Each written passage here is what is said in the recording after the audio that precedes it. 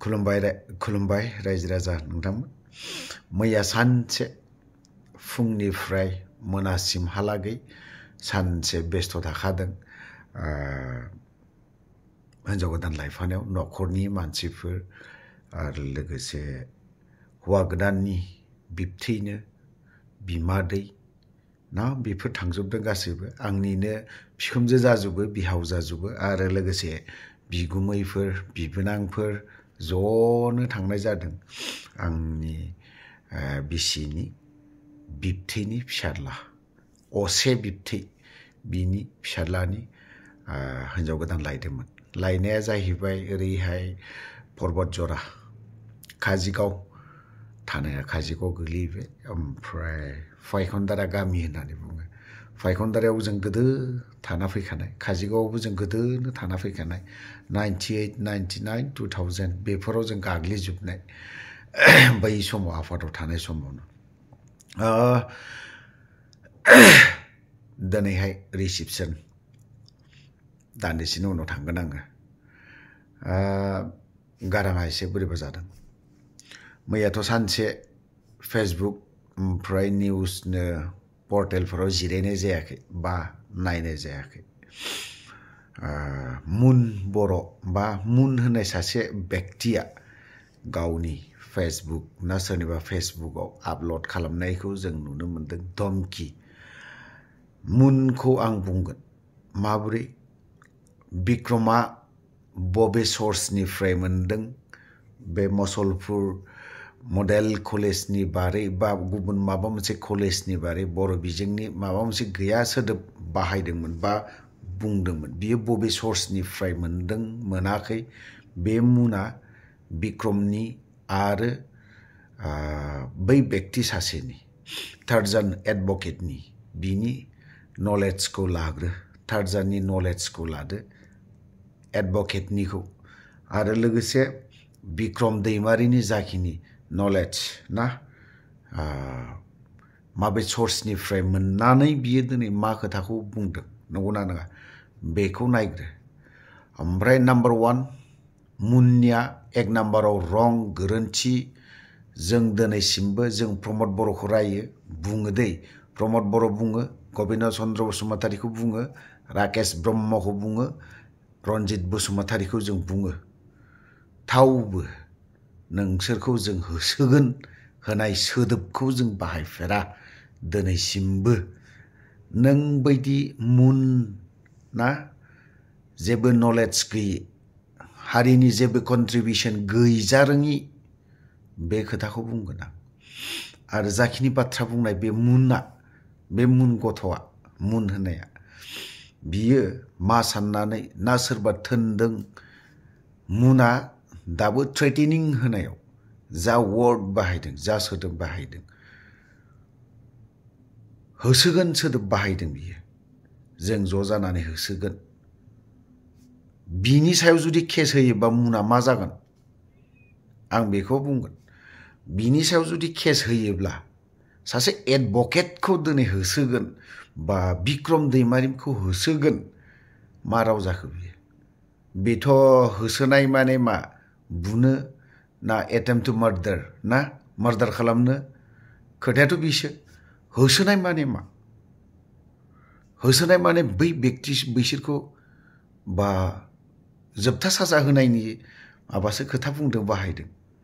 बे नङा बाबु ससियेल मिडियाया गोरलै बाथ्रा नङा ससियेल मिडियायाव फैनानै बाथ्रा बुंनाय बे गोरलै बाथ्रा नङा सान खर'खौ बाहायग्रो मेलेमखौ बाहायग्रो आं मा बाथ्राखौ लानानै बुंगोन आरो होसोगोन सोदोब माखौ लाना होसोगोन मानो होसोगोन नों सोर बिसोरखौ होसोनो नैबे जोंनि बे जोंहा एज ए इन्डियान सिटिजेनशिप हिसाबै ना इन्डियान नागरिक हिसाबै सासे जों भारतनि सासे भटार्स हिसाबै जोंहा मोनथाय दं जोंहा राइट्स दं माखासे बाथ्राखौ बुंनायनि जों बाथ्रा बुंनायनि मोनथाय दं होननानै नोंखौ उमुक थुमुक हेन टेन खालामगोन बे बुंबा जाया फंबाय सोलोंनानै ला जोंनिफ्राय दाला जोंनिफ्राय नलेजखौ दाला नोङो आं बुंगोन नोंखौ जोंनिफ्राय दाला नोङो जायफोर खौरां बिजोङाव खामानि मावगासिनो दं फिल्डआव जायफ्रा खामानि मावदों बेफोरनिफ्राय माखासे नलेजफोरखौ ला आरो नों जुदि UPPL खौ जुदि थारैनो जुदि नों मोजां मोनोबा बा नों UPPL नि हार्डकरब्ला नों हायोब्ला मोजाङै मावनोखौ नाजा सोरखौबा होसोगोन धमकी बि सोलिया जोंबो बुंनो हायो जोंहाबो खुगा दं नाथायबा जों प्रमद बर'खौ जों होसोगोन राकेश ब्रह्मखौ होसोगोन आरो लोगोसे रन्जित बसुमतारीखौ होसोगोन बिदि राव बाहाया मोनथिबाय नों पलिटिक्सनियाव जुदि लानानै बाथ्रा बुंदोंबा पलिटिक्सनि नलेजखौ मोजां लाबाव आरो लाबाव नों नलेजखौ दिनै जोंनि बर'नि लिडारफोर अनलि बर'ल' नङा पलिटिक्सआव रावबो आंगो लोगो गैया दिनै आं UPPL बा गाबोन आङो BPF बो जागोन आं गाबोन BPF बा समफोरनो आङो कंग्रेसबो जानो हागौ मोनथिबाय ओंखायनो बे बेक्तिया मुना नों खौरां बिजोङाव बा नोङो जेरैबायदि नोङो गावनि फेसबुक पेजफोरावहाय सोरनिबा फेसबुक पेजाव बिक्रमखौ होसोगोन टारजानखौ होसोगोन बेफोरबायदि बाथ्रा बुंनायखौ नों खमा लानाया मोजां नोंखौ जुदि बिक्रम मोना जुदि नोंनि सायाव होसोगोन होननायनि सायाव केस होयोब्ला देगबाबो नों बारग'आ नों हमजाखागोनबो नोंखौ नोंनि UPPL आ नायबाय थागोन बे नङा नोंनि प्रमद बर'आ नोंखौ नायबाय थागोन बेबो नङा राकेश ब्रह्मआ जे नोंखौ नायगोन बे नङा राकेश ब्रह्मआ जे गाबोन BPF आव फैया नों बेखौ बुंनो हाया ओंखायनो ससियेल मिडियायाव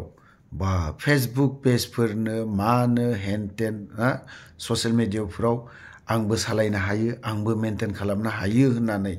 जानला मानला रावफोरखौ इउज खालामबाय थाबा जानाय नङा जोंबो आंबो मालाबानो गाज्रि जासिगौ प्रमद बर' नोंसोरखौ आं इदि XYZ गाज्रि लेंगुवेज बाहायोमोनबा बिसोरो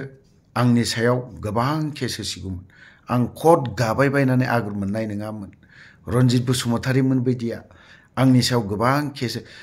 केस होयोबा होनो हायोमोन मानो होआखै बिसोरो खारन आं बिसोरनि सायाव गाज्रि लेंगुवेज बाहायाखै गाज्रि वर्ड बाहायाखै गाज्रि सोदोब बाहायाखै नों बायदि एफाराब जघन्य लेथ्रा राव बाहाया होसोगोन मागोन मा सोदोब बिलाय सोरखौ होसोनो नागिरदों नोङो नों जुदि बिराद मोजां जुदि सिन्ता धारा खालामदोंबा होसोगोन सोदोबखौ बाहायनो नाङा फैयो रावाव रागा जोङोब्ला नों बायदि रागा जोंग्रा मेरला दं जों गोबां नुबोबाय बाहाय नों जाखिनि बाथ्रा बुंदों जौ लोंनानै बाथ्रा बुंदों जौआ लोंनानै ससियेल मिडियायाव फैजाया आं हले बेखौ बावले खाथां बाथ्राखौ बुंगोन जौआ नोंखौ नों बाथ्रा बुंबाय थानायावनो जौ फेनानै बाथ्रा बुंबाय थानायावनो नोङो माखासे सोदोबखौ माब्ला ओंखारलांगोन नों गावनो निजेयैनो थाल मोननाय नङा ओंखायनो हायोब्ला नों मुना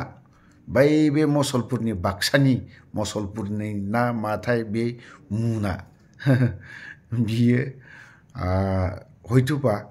फलोवार्स बारायनो थाखाय बेखिनि बाथ्राखौ बुंदोंबो जानो हागौ फलोवार्सआ देरसिन नङा बाबु आं हले बुंखागोन फलोवार्सआ देरसिन नङा बे नालेंखरखौ जुदि बाहायनानै बाथ्रा बुङाबा मोनथिबाय जागोनबो नोङो बेफोरबायदि जुदि थाङोब्ला जागोनबो जायनि जाहोनाव दिनै आंबो बेफोरबायदि रावखौ बाहायाखै बुजिनानैनो मोनथिनानै नोंनि रावा जुदि मोजांबा सोर रायजो राजाया नोंखौ बोजोबा नोंनि बाथ्रा बुंनायफ्रा जुदि मोजांबा सोर रायजो राजाया अनसाया जे होसोगोन बुगोन माबा माबि खालामगोन बिदि बुंबानो जे अनसायगोन बे नङा बाबु दिनैनि दिनाव रावनिबो धमकिखौ गिदलाया रावनिबो बोलोखौ गिदलाया मोनथिबाय दिनैनि दिनाव बोलोजों जुजिया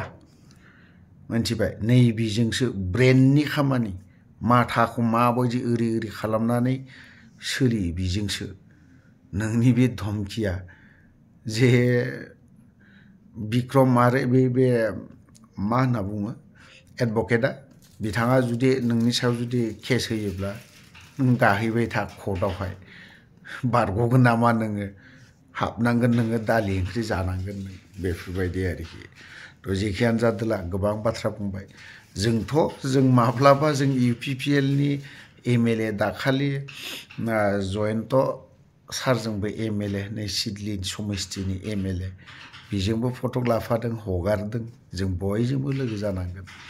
माब्लाबा जों UPPL जोंबो थानांगोन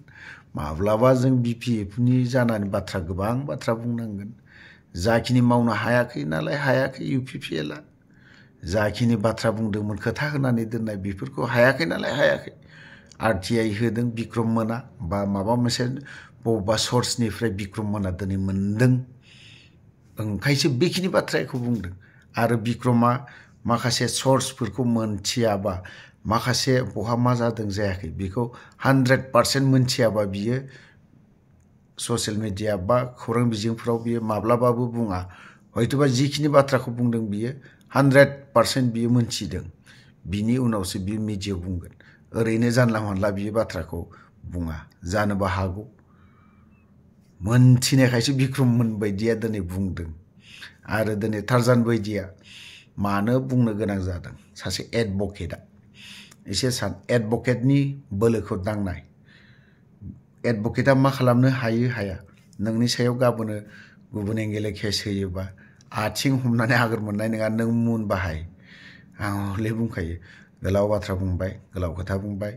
बावहाय जुदि गाज्रि खोथा बुंदोंबा गासैबो बर' रायजो राजानाव क्षमा बा निमाहा बिनानै आं बेखिनियाव दोनथ'नाय जाबाय जय बर' हारिनि